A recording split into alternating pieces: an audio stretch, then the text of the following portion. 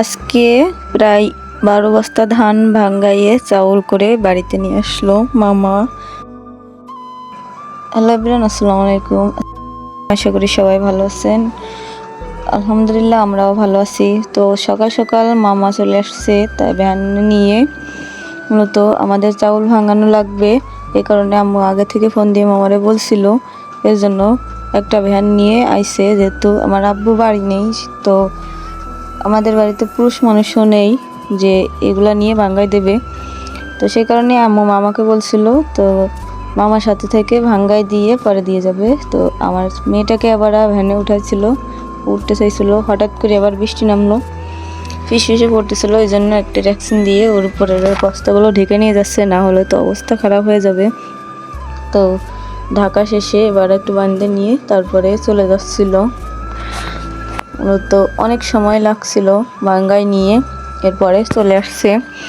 এই যে এখন যে বস্তার ভিতরে যে চাউলগুলো রয়েছে সব তো গরম, তো এই অবস্থায় যদি রাখা হয় তো ভিতরের যে চাউলগুলো সব গরমে একটা অন্যরকম গন্ধ হয়ে যাবে আর কালো কালো হয়ে যাবে।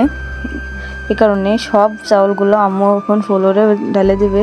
মাশাআল্লাহ চাউলগুলো অনেক ভালো হয়েছে, রোদ ভালো হয়েছে এই কারণে। আর গ্রামের বাড়িতে যারা চাউল বাড়িতে থাকে, মানে ধান, তারাই মূলত জানে কেয়ারি কী জিনিস, মূলত অনেক খারাপ জিনিস। এই কারণে সবগুলো ভাঙ্গাই নিচ্ছি, নিয়ে একবারে চাউল করে রেখে দেবে।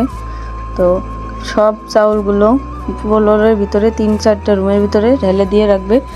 প্রথমে বারান্দায় রাখতেছিল, রাখার পরে হাত দিয়ে নাড়ে নাড়ে দিচ্ছিলাম, যাতে উপরে ফ্যান চালাই দিছে আবার, যাতে আস্তে আস্তে চাউলগুলো শুকিয়ে যায়।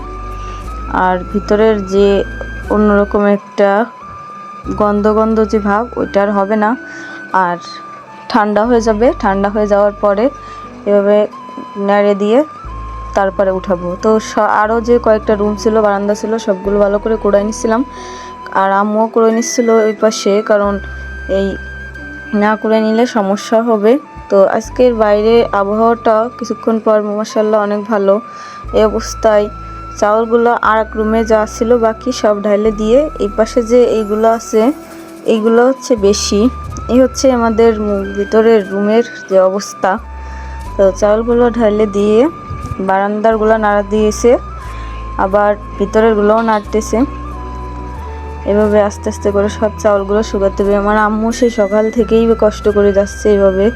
আর এদিকে আমার আয়েশা সিদ্দিকা চাউল নিয়ে খুশির জ্বালায় মানে ছাড়াচ্ছে, বারে বারে বারণ করতেছি, তারপরেও ছোটো মানুষ তো খুশিতে এগুলো করতেছিল। ওই দেখেন ওর অবস্থা। তো ওর মতো এগুলো করতেই আসছিল, যতবারই বারণ করি শোনে না, ইচ্ছা মতোই করে এগুলো।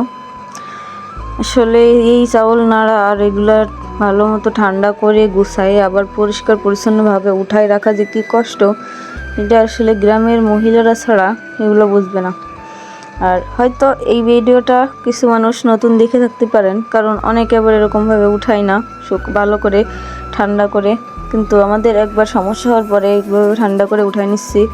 আসলে আমার আম্মুর অনেক বেশি কষ্ট হচ্ছিল, একা মানুষ যে এতগুলো কাজ করতেছিল। আমরা ছোটোবেলা থেকেই দেখে আসতেছি, আমার আম্মু আর আমার আব্বু যখন বাড়ি থাকতো তখন থেকে এইভাবে ধান চাউলের কাজ একা হাতে এইভাবে সামলে যেত। অনেক বেশি কষ্ট হয়, এখনও করে যাচ্ছে।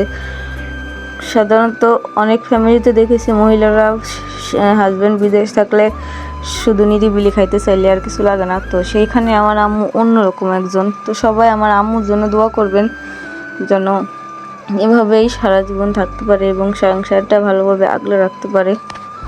তো সারাদিন অনেক কষ্টের পরে চাউলগুলো এখন উঠাই নেবে।